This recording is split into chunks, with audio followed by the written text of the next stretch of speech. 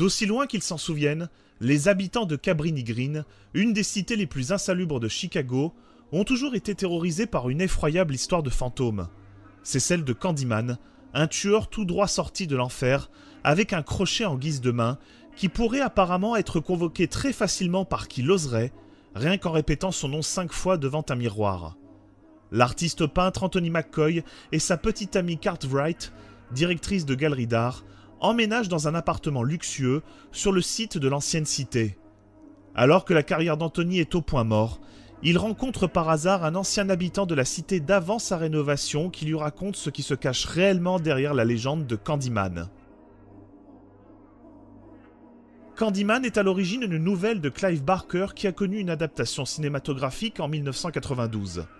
Réalisé par Bernard Rose, le film est un classique de l'horreur. L'atmosphère cauchemardesque et macabre épousait une poésie morbide, tout en injectant un regard sociologique sur la portée des légendes urbaines dans les banlieues les plus touchées par la misère et la criminalité. Actuellement en salle, Candyman version Nia DaCosta tente d'être une suite directe tout en étant un miroir du premier. En effet, les principaux éléments des deux films ne cessent de s'opposer.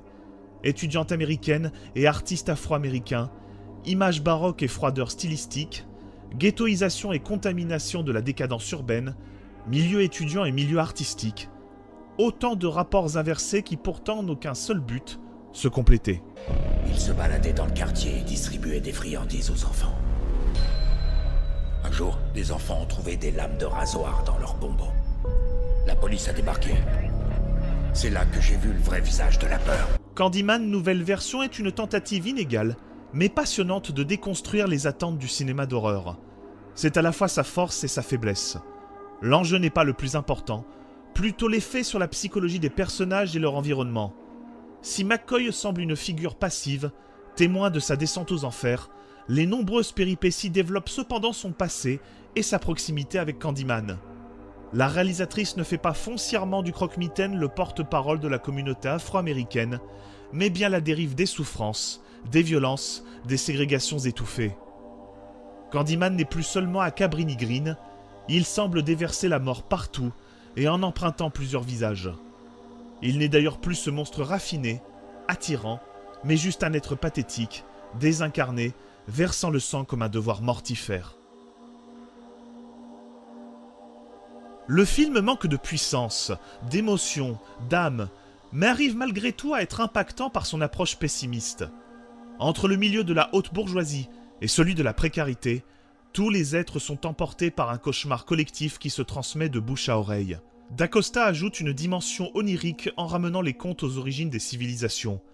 Dans tous les maux d'un peuple, il faut toujours un responsable qui doit tout porter, par facilité, mais aussi par aveuglement pour ne pas traiter les problèmes en profondeur. McCoy, en voulant s'intégrer dans un monde qui n'a fait que le rejeter, finit par s'exprimer au travers de fêlures les plus profondes. Le passé n'est jamais oublié, et l'histoire semble toujours se répéter indéfiniment, à ceci près que les témoins changent. Candyman, c'est une histoire de malédiction, de transmission et de perdition. Avec une mise en scène invoquant parfois De Palma ou Argento, DaCosta ramène le mythe du croque-mitaine avec les préoccupations du monde contemporain. Si le film ne semble parfois pas toujours savoir où se diriger, comment structurer son propos et instaurer une tension palpable, son étrangeté, ses audaces et une poignée de scènes en font une suite intéressante qui dépoussière un monstre passionnant et sous-exploité. Et la légende raconte que si on dit son nom 5 fois en regardant dans un miroir, on peut le faire apparaître. On invoque Candyman? Hors de question.